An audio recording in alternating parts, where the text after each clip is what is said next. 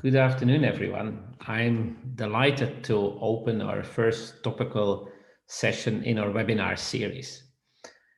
And we are going to start at the very beginning, which means that we start with a historical perspective.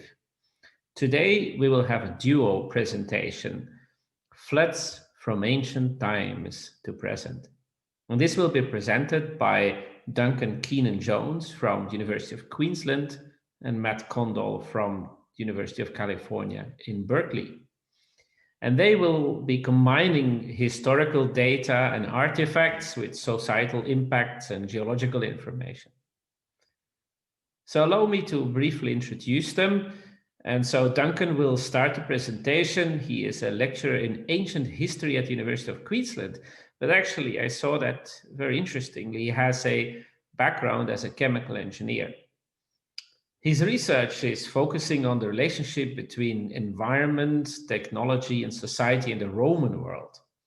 And he has currently projects on role of climate in Roman history, on using past water management to inform current practice around the world.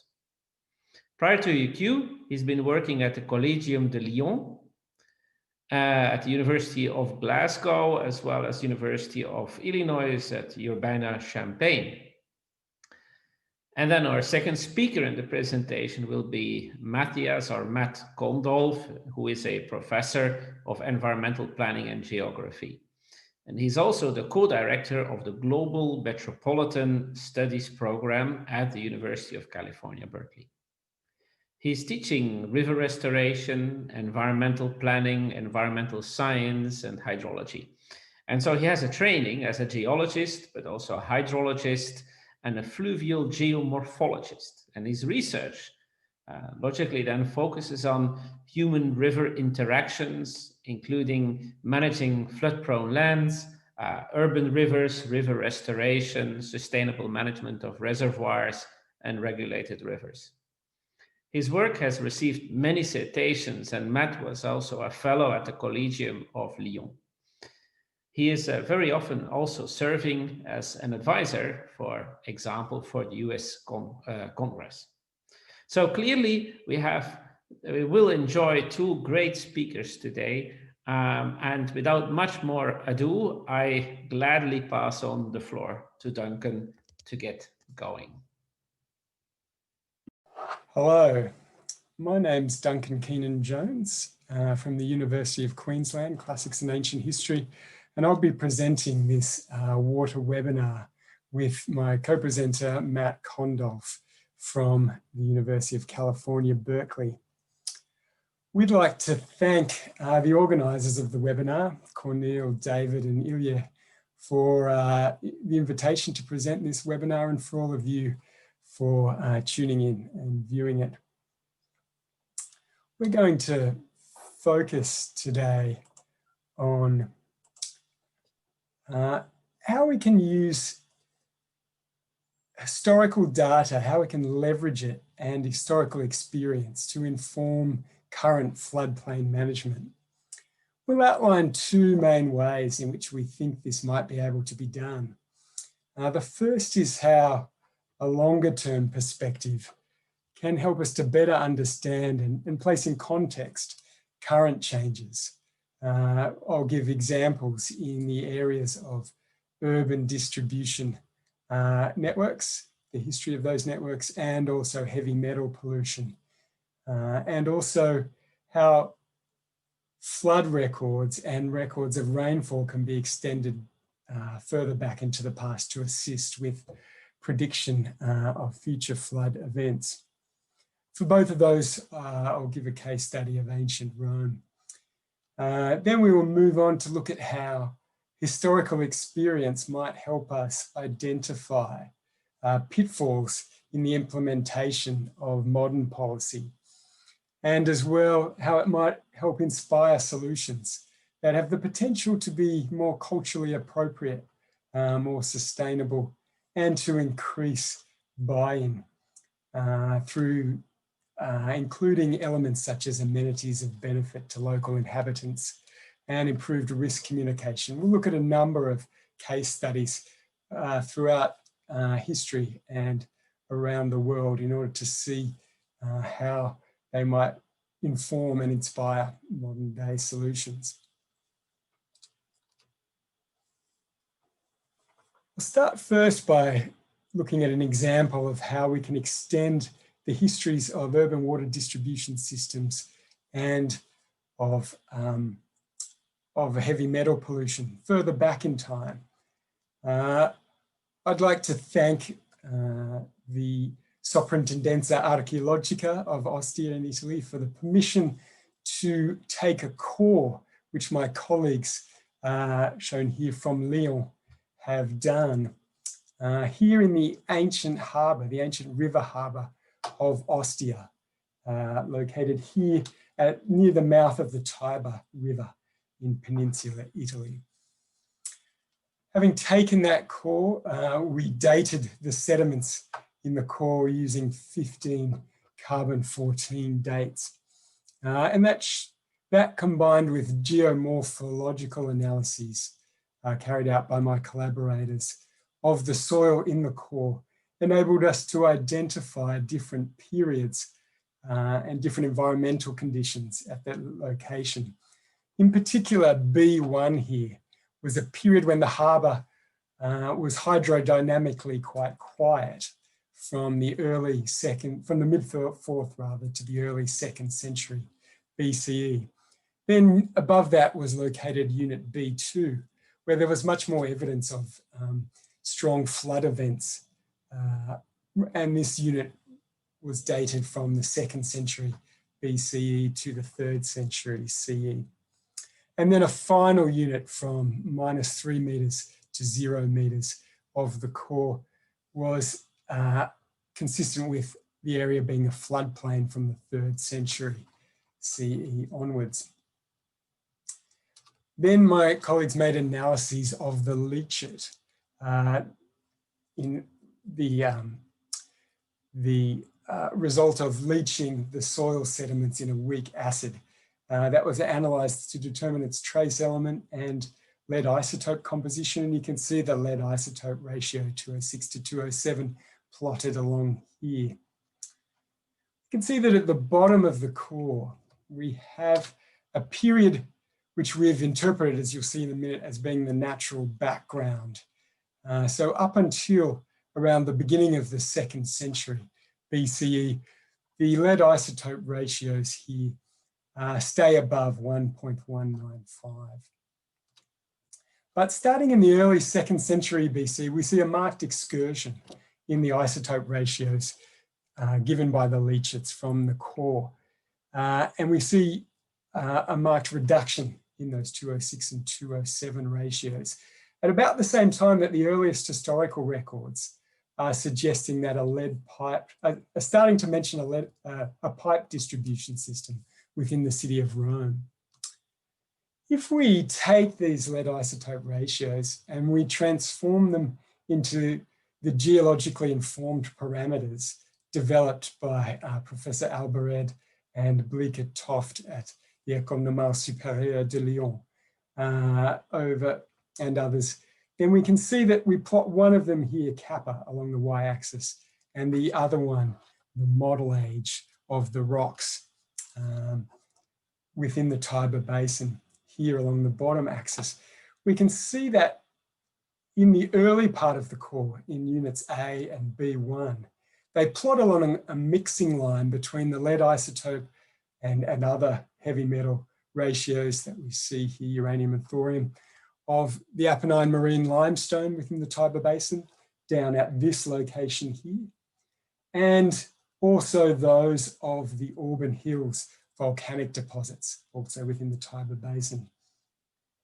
But when we look at those samples from higher up within the core, from units B2 and C, we see especially then that there is a third component in the mix, an anthropogenic component, as we'll see in a moment, that we've called beta, located somewhere here. And if we compare it to the, there's our local natural mixing line, but if we compare this anthropogenic component to the average of samples taken from lead pipes, fistulae, within Rome, ancient Rome, and the ancient city of Naples, then we see their lead isotope composition is very similar to that of the anthropogenic component. And so our interpretation here is, and having excluded some other possibilities that I won't have time to go into now, is that the reason for the change in the lead isotope composition of the harbour sediments here is that lead is being leached out of the pipes within the system at Rome and is mixing with the local natural lead here. And we can identify two different ways. The B2 component, where there's stronger flooding, occurs, brings in more of an Auburn Hills component, and the higher C floodplain deposit has more of the Apennine marine limestone. So we can use this lead isotope composition that incorporates part of the lead coming out of the lead pipe distribution system at Rome and then being washed down the river to be deposited at the harbour mouth, at the river mouth at Ostia, to track the expansion and contraction of that lead pipe system. So we've got a period here where we have this human contamination, this imported lead that I've mentioned, and then an intermediate period after the natural background period early in the core. And within the human contamination system here, we have in the 2nd century BC, a large increase in the amount of imported lead from the pipes being deposited. And that's consistent with the expansion of the ancient city of Rome, which grew over this period to become a city of almost 1 million inhabitants. But then we see a large decrease in the amount of imported lead in the mix in the 1st century BC, consistent with neglect of Rome's system during the civil wars which plagued the 1st century CE. Then, after the peace imposed by Augustus at the end of the civil wars in 31 BCE, we see a renewed expansion of the extent and flows through the lead pipe system in the city to a peak probably somewhere in the late 1st century BCE or early 1st century CE. From this peak, we see a general decline of the system, even if the record here is somewhat disrupted by evidence of strong extreme flood events, more of that in a minute, that occurred over this period and are shown by these grey bands here.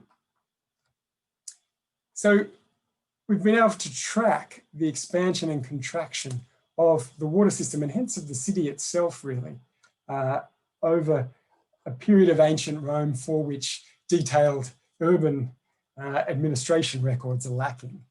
And this is a method that would be applicable to many European cities and cities in North America from the Roman period or slightly earlier through up until the 20th century, as lead pipes were often used within these cities throughout that period. And another example that we've worked on is from the ancient city of Naples, further south in Italy, where we've again been able to trace the expansion and contraction of the city through this lead isotope analysis.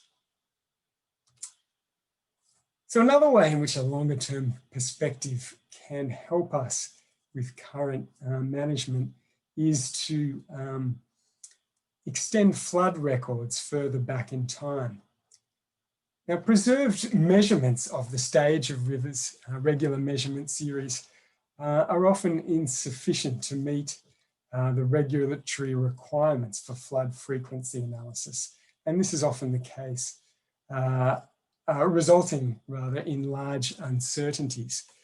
So for example, in the EU, as Matt will talk about later, there's been a directive since 2007 to provide maps both of floods of around or slightly less than 0.01% annual exceedance probability, and then also of more extreme events with much smaller AEPs. And it's very difficult to do this with a high degree of certainty, given that often we only have measurement series extending several hundred years into the past. And so especially in newer jurisdictions where the situation of recorded measurements is even worse, such as in the United States here and in Canada in these recent guidelines. It's often suggested to, or is starting to be rather, suggested to improve the calculation of AEPs through using paleo floods, either determined by geoscientific means, such as the analysis of slack water deposits, which have been carbon dated and provide evidence of floods that have occurred in the past, major floods. Or, and there's an example of this shown here, the work of Croak, Thompson, Lamb, and others here at the University of Queensland in reconstructing past floods, paleo floods. And they've shown that even by using just a couple of paleo floods, adding those to the measurement series, they can cut the uncertainties that you see here in half. But what I'm going to concentrate on today is some of my own work using historical documents in Latin, Greek, and Italian to reconstruct the floods of the River Tiber. We've already seen how some of them can be seen archaeologically as well, but we're lucky with these historical documents often to be able to date the floods to the year, rather than having plus or minus 50 years or so in this period due to carbon-14 dating. So this is the series that I have reconstructed. You see it graphed here with the height above 15.97 meters above sea level shown here. And there's a total of 82 floods starting from 414 BCE. And then, as I'll describe in a minute, I've continued the series up to 1927. So I've assigned the pre-modern flood heights to 16.97 meters, which for the modern period shown here would be floods that would cause widespread inundation throughout the city. And so these are floods that would not be neglected by the inhabitants of the city, any of the inhabitants. So because we have poor data on the height of those floods. Now, for the more recent floods, where we have much better data on flood height because of the existence of flood markers in churches and elsewhere, lines that show how high the floods reached, then I've used the corrections given by Calendar and Associates in 2005 that allow for the recent alterations, such as changes in bridges and so forth, and also the reclamation of land and the change of the drainage basin of the Tiber from about the 14th century through to 1928. And so I've stopped the series there. I'm no longer able to correlate for those. And this work has enabled us to identify a number of wet periods where there's numerous recorded floods. So after a sort of poorly recorded period at the start of the series, then we have these 3 wet periods here in the ancient system. And then there's another poorly recorded period associated with the breakup of the Western Roman Empire and invasions in central Italy during this period. But that comes to an end with the appearance of a document called the Liber Pontificalis, which is a series of biographies of the popes, highlighting when they help flood victims or even when they pray to cause the end of flooding. So that records numerous floods for us up until the late 9th century when it breaks off. And then we have another poorly recorded period until the appearance of inscriptions and better written documentation in the 12th century and later. And here we have a number again of very wet periods that we can identify related to generally the Little Ice Age climatic period here. Now, if you compare this to some of the previous work, obviously there have been previous compilations of some of this data, but you can see some significant differences arising from the fact that I've gone back to the original documents and checked these floods. In particular in this poorly recorded period here. If you compare this to, say, just for example, the work of Kamufo and Enzi in 1996, which is in general use amongst scholars, you can see that I've removed a number of spurious duplicate or misdated floods from this poorly recorded period. An example of how this can occur is that there can be a mistaken dating by one modern author compared to another. There are several popes with the same name, for example, and by it can be occasionally misdated to the wrong pope's reign. And then both those modern catalogues can be combined, giving duplicate floods, one of which is at the wrong time. So I've removed a bunch of these here and giving a quite different shape to the curve there. And so this flood record that I've developed, I'm hoping to use in the future to help improve the accuracy of annual exceedance probabilities, but I'm also hoping to use it to as a rainfall proxy within central Italy. Central Italy is an area with poor rainfall proxies up to this period over the last 2,500 years. And some of the proxies that are currently used are the levels of central Italian lakes, such as Lake Acesa, shown here. So these lakes have generally no natural outlet, and so their level is a function of rainfall runoff, which tends to increase the lake level, versus evapotranspiration, which tends to reduce it. And this has led to it being used as a rainfall proxy. But we need to be careful here because almost all of these lakes have been drained at some point to provide more farmland or to generate hydropower. Now, the level that the lakes were at in the past has been reconstructed by numerous authors using archaeological remains, such as harbours, as a maximum level at that point in time, by using historical texts and images describing the level of the lake, surviving buildings, but also where it's been drained to produce hydropower. There are account records of the mills located within those outlets.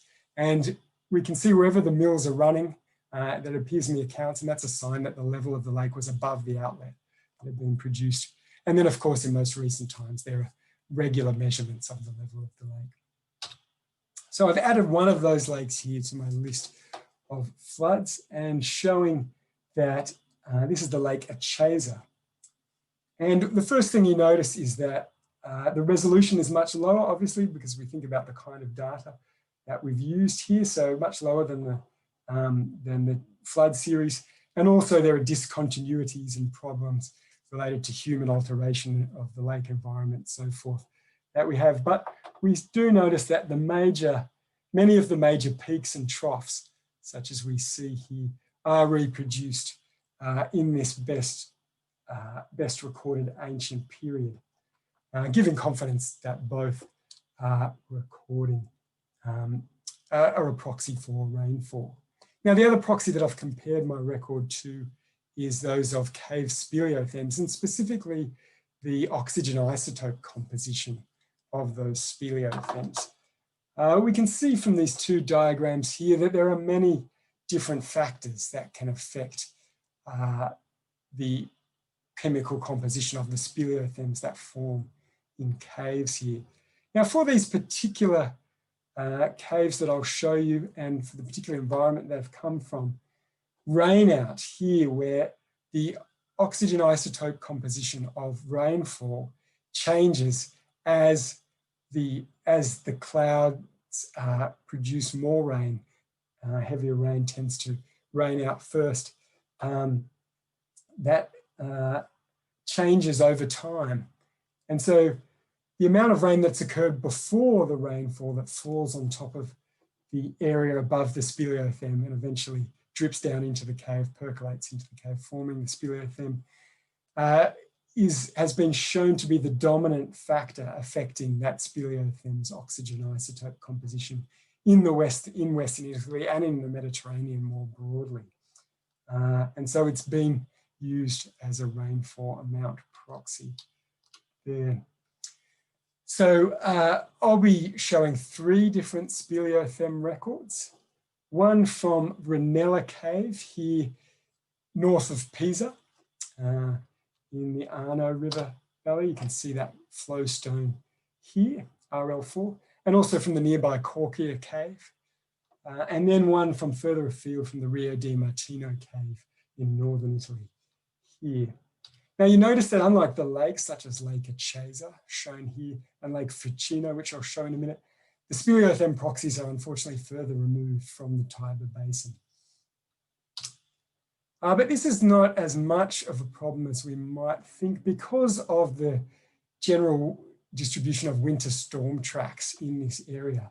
Much of the creation of storms happens here in the Gulf of Genoa and affects therefore the rainfall over the Rio di Martino, the Corchia and Ranella caves that you can see here. And then the storms tend to continue over the Tiber Basin immediately afterwards. So it's the same process generally there that we're recording. So now I've added the 3 speleothems here in yellow for Rio di Martino, RND, in orange here for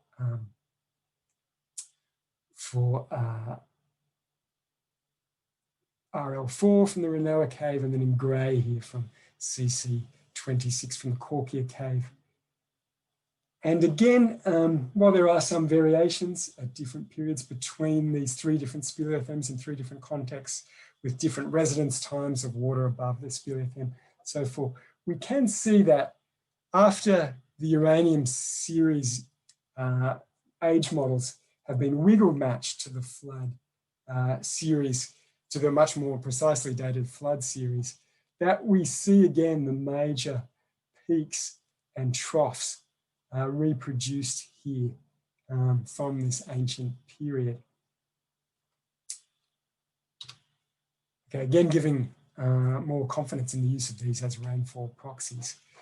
Now, as well as the previous series, which is 82 floods that went above the 15.97 meter above sea level mark, I've also compiled a series of floods here above 13.97 meters above sea level. And you can see my series here again in blue. We've got the one I showed before in dark blue, but the lower threshold series here in light blue. And again, if you compare these to some previous work, we can see that I've managed to gather 189 floods here, and that especially by going back to the historical documents and drawing on more recent publications of those documents since the work of previous scholars such as Kondolf and Enzi, I've been able to add many more, especially in the modern, early modern and modern periods here compared to previous work. So it's really a very different shape of the curve here. Now, if we zoom in to the period, say from 1300 to 1927, and we put this lower threshold partial duration series or peak over threshold series, as you might want to call it, then we can see that if we compare it to another lake, Lake Trasimeno here, then in the flood heights, we have a similar increase between both of them up until about 1600, and a similar decrease down to around 1750. Another increase here, a short-lived increase, and then there's a bit of variation between the 2 records here, but both do show an increase, a decrease rather. And from this point on, we have the benefit of rainfall measurements, daily rainfall measurements collected from the Collegio Romano in Rome. And also we can bring in another lake here, Lake Fucino, which we see here. And then at the very end, we can bring in the Crewe series of rainfall in green to average over the entire Tiber Basin, not just at Rome. And again, here we see a similar pattern occurring, an increase really in all the records in flood height there and in the amount of floods, then a decrease in flood height and the number of floods, followed by a large decrease a large increase rather when we get to the instrumental period here. So again, we're seeing these moving in concert, and we can do Pearson's correlation coefficients between the rainfall and this flood series, and we get the respectable 0.34 there, suggesting there is some kind of relationship there. If we look at the shorter series over the whole Tiber Basin, the correlation is much higher, but the series is much shorter as well, 0.76. And it shows, and these are much higher levels for the 13.97 meter series than for the 15.97 that I showed earlier. And so this shows that this lower threshold is much more effective as an annual rainfall proxy. And so this is a new finding here. But if we look at just October to April rainfall, then we find that the previous higher series is actually slightly more effective there, 0.28 over the whole Collegio-Romano series. And as well as being used to reconstruct past rainfall, which this work here suggests we can be confident of doing going further back, then it could also be used as a record of sediment input into the marine environment, which I'll be very happy to hear from people that might be interested in this kind of data to look at the changing health of offshore marine environments over time. So to move forward then from how we can better put modern changes into context, now let's look at how past water management can be used to inform and inspire modern water management policies. So I'll start here with an example again from ancient Rome, where it was standard practice among ancient Roman surveyors to measure an additional area around a river that was not assigned to any landholder to allow for flooding. And we can see an example of this here in a surviving stone cadastral map from the Roman period, where we have the river here, but then a wider part surveyed around it. We also know it, as you can see, here's the river and here's the wider part here. But as you can see from the preserved surveying text from the ancient period, that this was the standard practice. This land was known as subsequum. Okay, it's not officially held by any one landholder, but neighboring landholders were allowed to make use of it, for example, to graze animals on when it wasn't flooding. And so this is a local incentive to keep this land out of private ownership and out of residential development, we might say. Okay, now we can trace how this worked out in practice in one example of the river Pesarus, the modern Pesaro River in northeast Italy. The surveyors here initially surveyed the riverland as the widest it had ever been recorded flowing beyond its banks, so essentially the entire floodplain. But perhaps this was an example of overreach, because the community sold that land surveyed as riverbed to neighbouring landholders for profit, as we can read in the works of Siculus Flaccus and other surveyors here. So that's one example from the ancient Roman period. I'll pass over now to Matt Kondolf to continue on from here. Thanks, Duncan. Wonderful example. And let's see, I'll switch to sharing my screen here. Duncan, I think you have to stop sharing. Sorry, I do. No problem. All right. Here we go. All right. Yeah, the case of Pesarus is really a brilliant introduction to the problems that we face today in floodplain management. And I'd like to start with the example of the Mississippi River.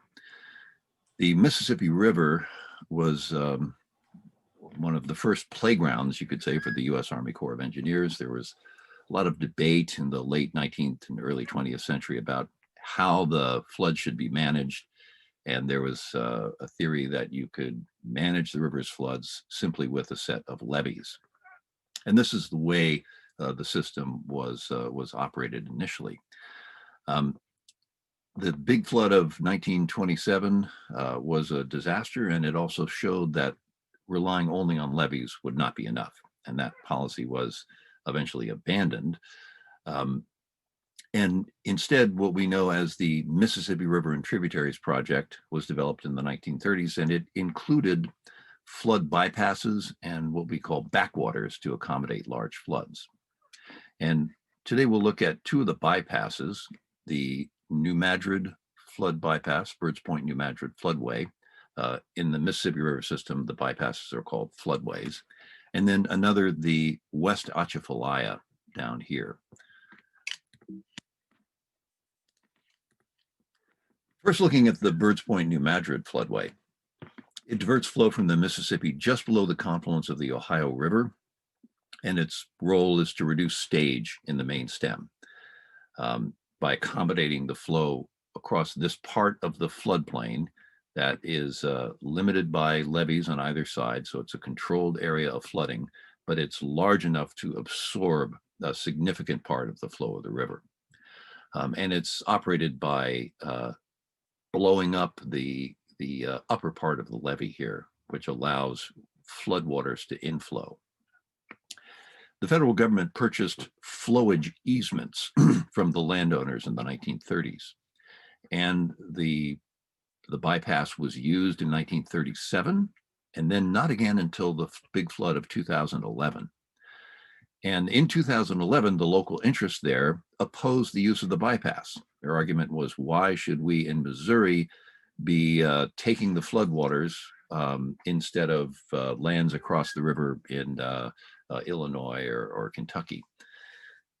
And the state of Missouri took this case to federal court, and it went all the way to the Supreme Court, where the Supreme Court ruled that, yes, the Corps of Engineers did have the right to use the floodway.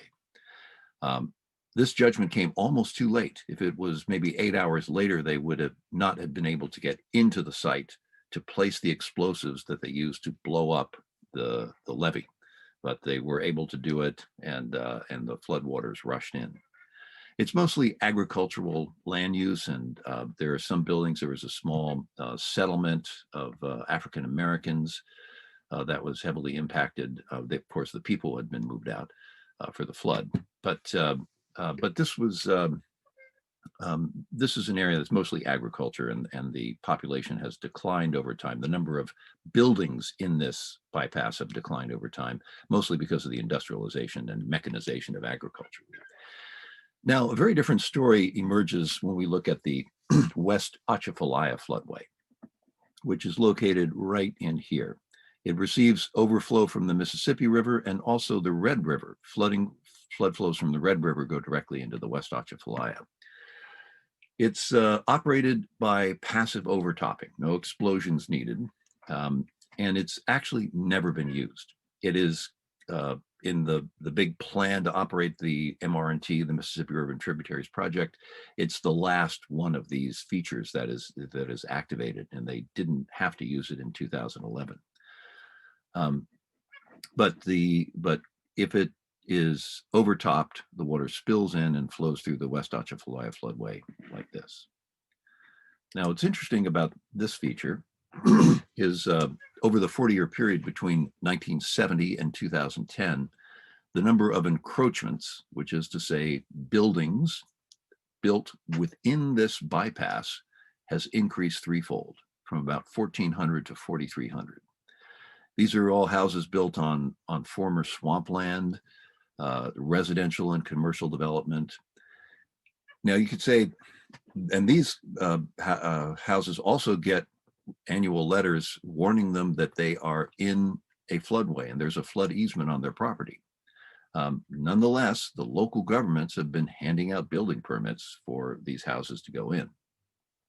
And the flowage easements that the federal government holds do not restrict land use. Land use is a local government decision. But you have to think about this now in terms of the operation of this very important infrastructure for the country, the Mississippi River and Tributaries Project.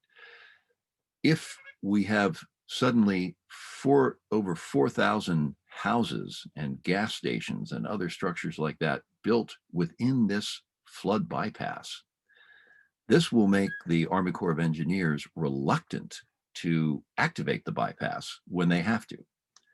And of course, if they do, there will be all kinds of screaming. So you could be threatening other places. You could be threatening the city of New Orleans or other places because you are unable to use this bypass. So it's a very high stakes thing. It's similar to the problem of development on the floodplains generally, but it's worse because this is a critical piece of infrastructure that has now been encroached, and in order to use it, you will be in conflict with people who are there. A classic case of the central government policy versus local interests. In this case, it could be that the new residents in this bypass, they don't understand their risk, in some part because it's mapped as under FEMA as a special flood hazard area, which is the same designation as places outside the floodways, and some of which are even protected by levees. And then there's this question of fatalism.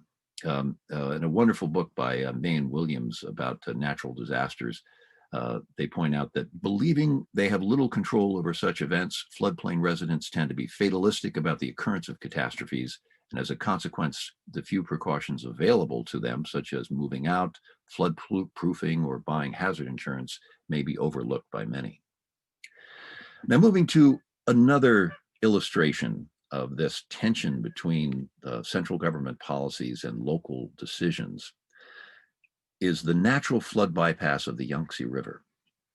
So on this map, this is the location of the Three Gorges Dam project, which was built after this map was prepared. And the Yangtze River flows from the bedrock constraint of the gorges out onto its floodplain. And at about this point, during floods, a substantial portion, something like a third of the floodwaters, are diverted in these natural channels down to Dongqing Lake. And from Dongqing Lake, the water is absorbed, it's held, and it's metered back into the Yangtze River through these channels down here. So it's like a big shock absorber for the system.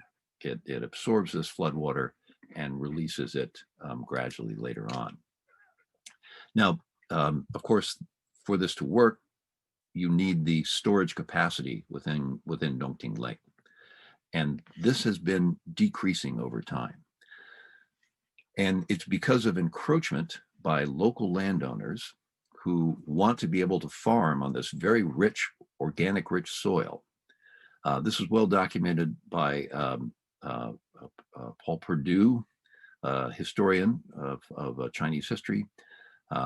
And this is a map showing the encroachment, which goes back in terms of what's being recorded back to the Ming Dynasty, and it continued through the Qing and through the 20th century. So here the areas encroached during the Ming, encroachment during the Qing, and then further 20th century encroachment. So it's just a fraction of its former self. Now, how did this happen? These were obviously local land use decisions. And Perdue has a very interesting story about this tension and how the officials that came from Beijing perceived that the excessive land clearance and dike building threatened to cause disastrous flooding because there wasn't place for the floodwaters to go. The official solution to the problem was to order the destruction of the newly built dikes and elimination of the newly cleared land.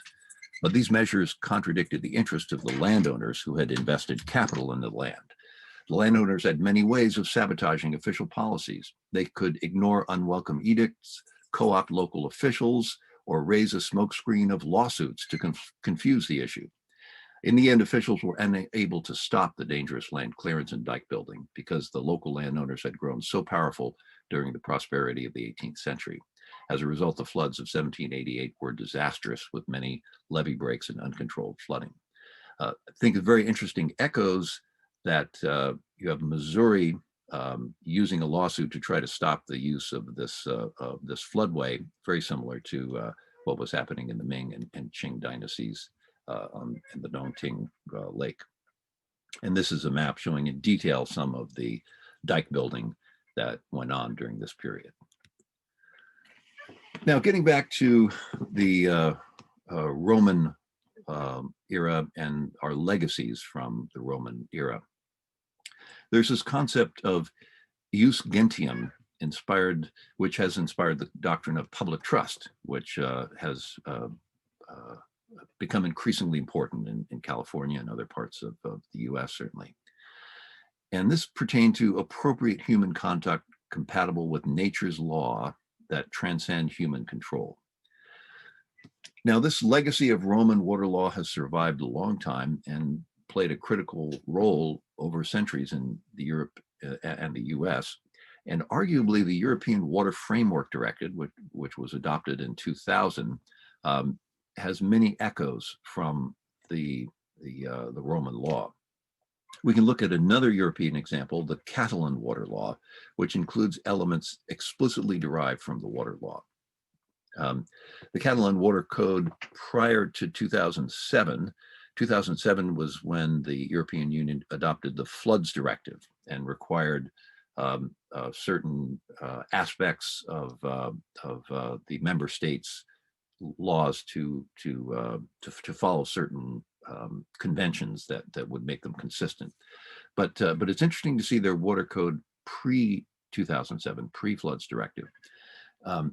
They identified this area that was within the footprint of the ordinary flood. So this would be similar to what the US EPA might use, called ordinary high water. So a flood that happens every year or two, and any uses were prohibited within there, not just for safety, but also to maintain the ecosystem. And then uses were also prohibited within a 5-meter band from the edge of this channel up, going away on both sides. And it was called zona de servitude, which echoes a term used in Latin legal documents for similar kinds of buffers. And in addition, it established a 100-meter buffer from the channel in which only flood-adapted construction is permitted. So this has some similarities to what's called the Queen's Chain in New Zealand, which is a 20-meter wide buffer that belongs to the state. Now looking at the Catalan Water Code as it has evolved post-Floods Directive in 2007, it prohibits now any uses within the 10-year flood. So it's very similar to this ordinary flood that was there before, but perhaps expanded a bit, and prohibits any modification of the land or flow patterns within the 100-year flood footprint. And it allows some construction between the 100-year and the 500-year flood lines, but there are conditions imposed. So we see this subsidium idea that was applied at Pizarros and then undermined by local interests, but we see it in a way reflected in the Catalan Water Code, in both the code prior to the modifications for the EU Floods Directive and afterwards. We can also look at the regulatory restraints within what we call the floodway, the areas of most intense velocity and damage during a flood, comparing the US and France. And this is work, research done by Ana Sara Llobet at the Institute for International Studies at Berkeley. And here let's start with France, because this would be the inheritor of the Roman ideas, let's say. So within this area of high hazard, where you have high velocities and greatest risk, new developments are prohibited. And in fact, if you have had a severe flood in which people have been killed and there's damage, these areas would be considered a black zone or security band, and existing structures have to be removed. This happened along the coast with coastal flooding during the storm Cynthia in 2010. There was a town called Fautes-sur-la-Mer where there was development in a very dangerous place. The permits had been issued by the mayor, who was a real estate agent, and many of them had been built by his brother-in-law, a contractor. And the mayor actually was convicted and was supposed to go to prison, but he was able to get off later. But that area it's an example of something that became a black zone. No one can rebuild, and even buildings that were still standing had to be removed. Okay, but then more generally, red zone would be the areas that are identified as very high risk, and no new buildings are allowed. Let's contrast that with the situation in the US, which is mostly driven by our National Flood Insurance Program, originally passed in 1968 and amended many times since. So the same zone of high velocity flows and particular danger is considered the floodway. But remarkably, you can still build in the floodway if you elevate your structure and if you have a federally backed mortgage, if you buy flood insurance. So development is highly discouraged, but it's not prohibited. It's up to the local government. So this is so as a result, we see lots of buildings going back in and being built in the same places and being flooded repeatedly.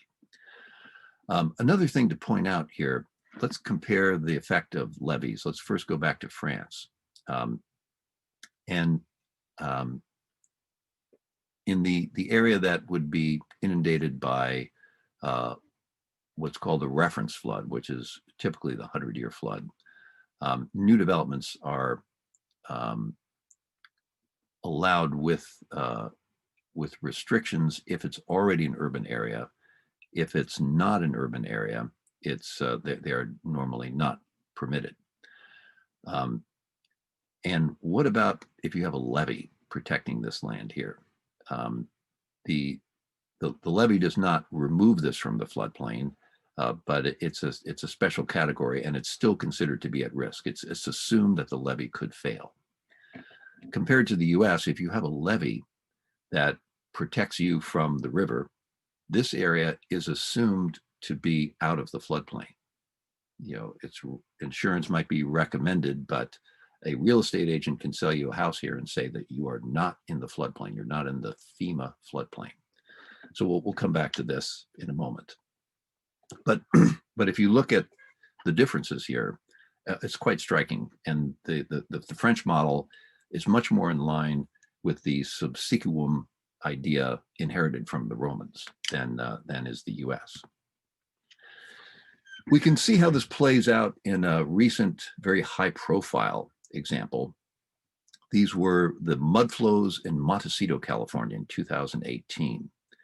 This is also from research conducted by Aniceta Yobet as part of a study funded by the Berkeley Fund, in which they were comparing this site in Montecito with some cases in France. And here, the map on the left shows the location of structures impacted by this debris flow in Montecito.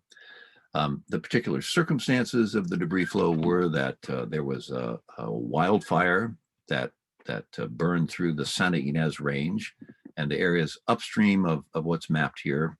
This is basically the beginning of the Forest Service land, Los Padres National Forest. So this area up in here was National Forest land. It was all burned in a very hot fire, the Thomas Fire. And the Thomas Fire ended in December of 2017. And about 3 weeks later, there was extremely intense precipitation. There was an atmospheric river. And when you look at the maps of the radar, it's really impressive. It was parked right over these streams flowing into Montecito, San Isidro Creek and Montecito Creek. And these red dots are all houses that were destroyed by the debris flows. And the other colors are houses that were damaged, but you can see where they are. The blue bands here, these are the hazard areas as they appeared on FEMA maps going back to the late 70s. And the FEMA maps would change with new information. But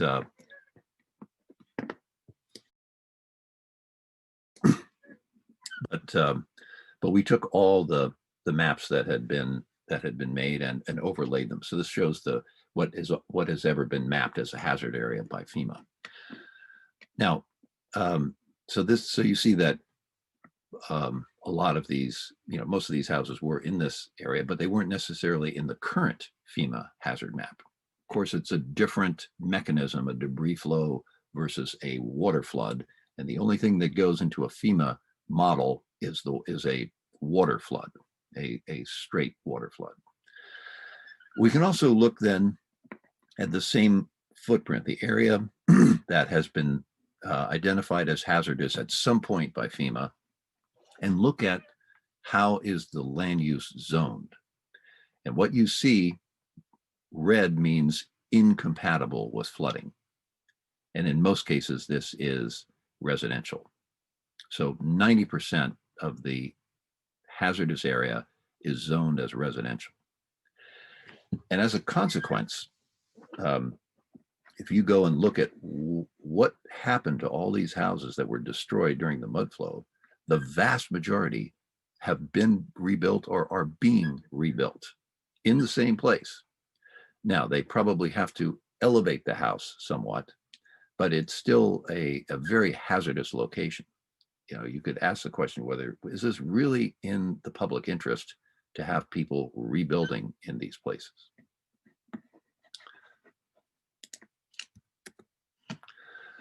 So we see these examples from Pizarros, from the Yangtze River floodplain, from the Mississippi River and Tributaries Project.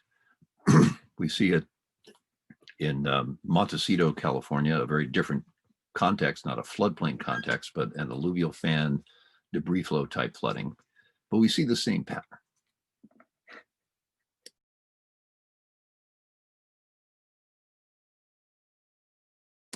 Now, while the central government has policies to reduce flood losses by maintaining accommodation space for floods, the implementation of these policies is left largely to the local governments.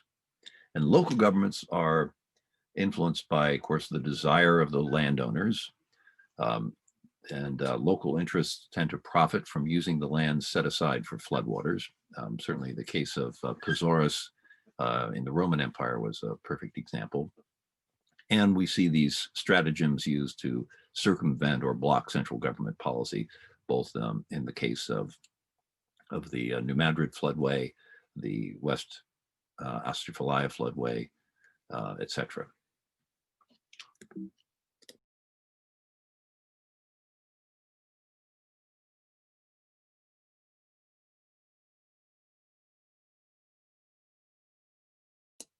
This raises the question of whether people at risk understand their risk.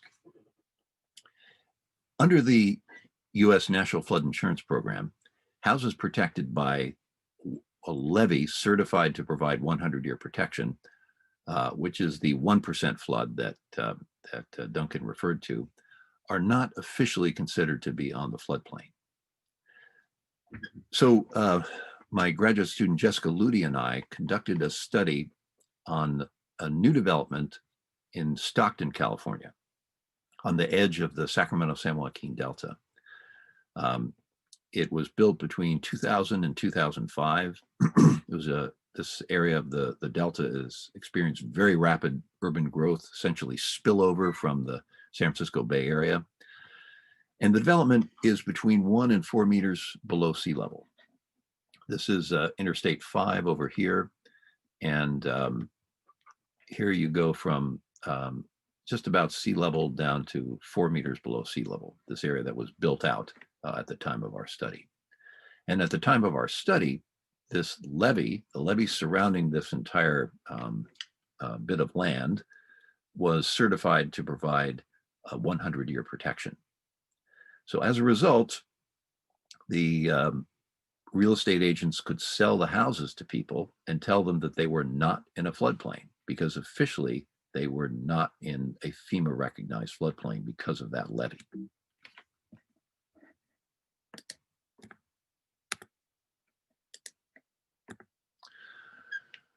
If you visit this development, you can take a walk up on the levee and you see the water level of Bear Creek, which is essentially at sea level, is higher than the land on which these houses are built.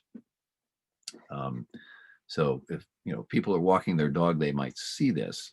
But the surprising thing was many people were not aware of the risk. We did a random sample of 500 houses and residents to which we sent these surveys. We got a 24% return rate, which is considered pretty good for these things. We had 20 questions about flood risk perception, flood preparation, and what kind of information they received. And I think it was quite interesting that the majority of the residents were well-educated, professional class, household incomes of more than 80,000 a year. And in hindsight, this should not be surprising because the houses sold for $400,000 to $500,000. What was really striking is that the residents were not aware of their flood risk. Very few, very small percentage really had any idea. Most did not understand the concept of the 100-year flood. Again, this is the 1% flood, but many thought if you had the flood, you won't have another one for 100 years. Many reported that they had been told by the real estate agents they were not in the floodplain, and they were unprepared. Most didn't have insurance. None had a plan to what to do in a flood, and no one had boats to as an escape. So these residents were really exposed to what we could say is involuntary risk. And there are probably many similar developments elsewhere where people are similarly unaware. Again, levees only reduce the likelihood of inundation, but they can, ironically, they can increase risk by allowing dense development because people don't understand. So we can contrast the long record of floods in long settled landscapes as reflected here. This is a pillar along the Loire River where the crues, the floods of the past, are recorded. We can compare this kind of heritage, these kind of reminders with our memory-free subdivisions that are being built today. And it also reminds us of the warnings by the indigenous populations to the European settlers in Brisbane prior to the 1841 floods, which were devastating. There are a few exceptions to the rule of memory-free urban development. Here's a Starbucks, and if you see this line here, this is in New Orleans, and it's reminding people of the flood levels during Hurricane Katrina. In the Department of Landscape Architecture, we undertook a competition as part of our 100th anniversary of the department. It was called Watermarks, and we invited proposals for projects to communicate flood risk in places where you wouldn't expect it normally. One example was in the Sacramento-San Joaquin Delta, where the entry proposed to show sea level here and have some signs, and also to have some benches that were elevated enough that you could sit in them during the flood. Another example was from West Oakland, a neighborhood that would be highly affected by flooding as sea level rise continues. And FEMA itself has started a very small program called Know Your Line, and they are funding some demonstration projects around the country, such as this one, which is in Garcia Bend, which within the Pocket area of Sacramento. So what can we learn from history? Well, we know that building in areas of high flood risk is the greatest source of flood risk to modern societies. It's not how big the floods are, it's the fact that we're letting people continue to build in the wrong places. So Duncan and I hope that understanding the history of efforts to promote wise use of floodplains, and of course some of the psychology behind these reactions, can perhaps inform our current efforts to educate residents and planners about risk. And we can encourage similar solutions to the subsequum, the unheld land available for local use in Italy, using perhaps historical interest and pride, and drawing on these examples. The current manifestations could be linear parks along rivers, recreation areas, or even designing these places as carbon sinks.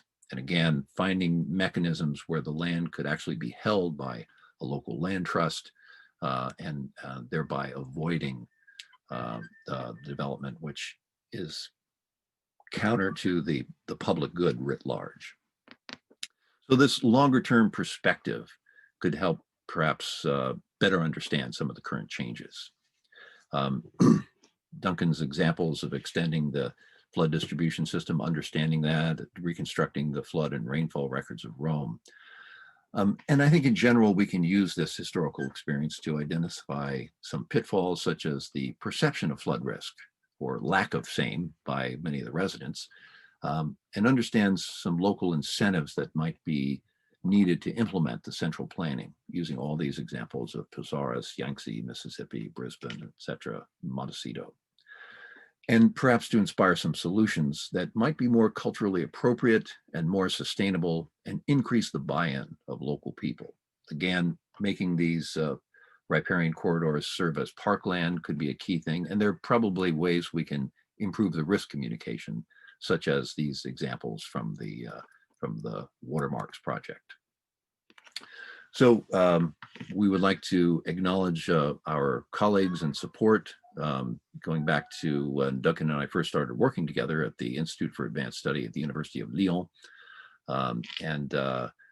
Here Duncan has listed some of his colleagues, and likewise my thanks to Ana Sariobat for her work in comparing the European and US flood hazard mapping and land use regulations. So thanks very much for your attention.